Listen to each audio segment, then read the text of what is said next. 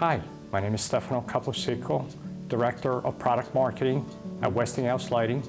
Today we'll be talking about pendants.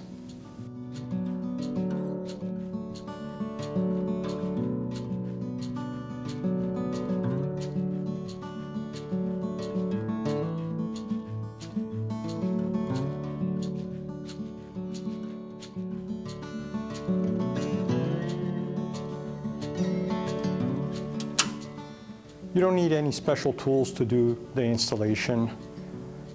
If you have a cordless drill with a Phillips bit, it makes the job easier. This pendant comes pre-assembled with 3 rods, and in case we want to shorten it, we would have to disassemble the wires from the canopy, remove the rod, and then feed the wires back in.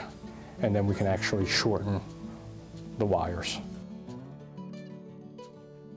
First, we want to pull the wires out of the canopy, slide the extra rod out. It's important to slide the fiberglass sleeving back on, which helps protect the wires when they go through the canopy. So we removed the 1 rod. Next, we want to feed the wires through the canopy, this nipple. Always helps if we actually twist the wires together to make it easier to slide through the canopy hole. You can see the fiberglass sleeving actually help feed the wires through.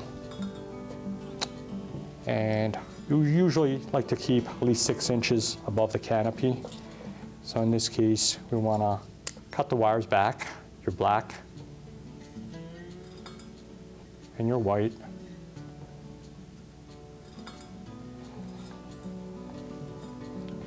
And once you're done, make sure you tighten the set screw. And you're ready to assemble it. Thread the canopy onto the first rod.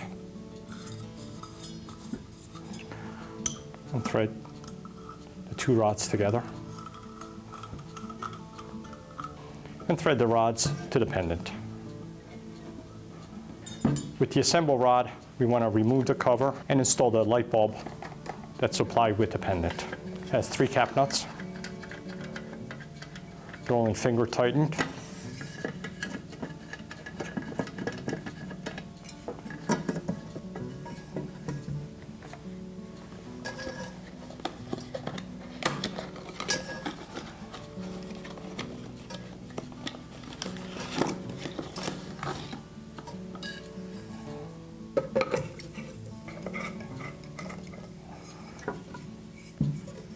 Put the cover back in.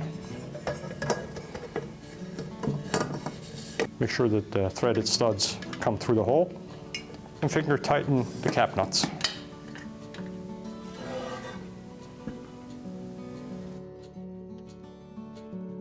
With the mounting screws installed on the mounting bar, we want to install the mounting bar to the junction box.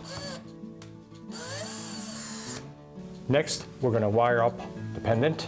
Start out with ground wires, connecting the ground wire from the house to the ground wire to the pendant, then black to black and white to white. Next, we tuck the wires into the junction box, raise the canopy, and we secure it with cap nuts.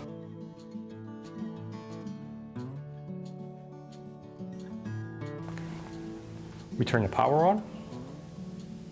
There you have it.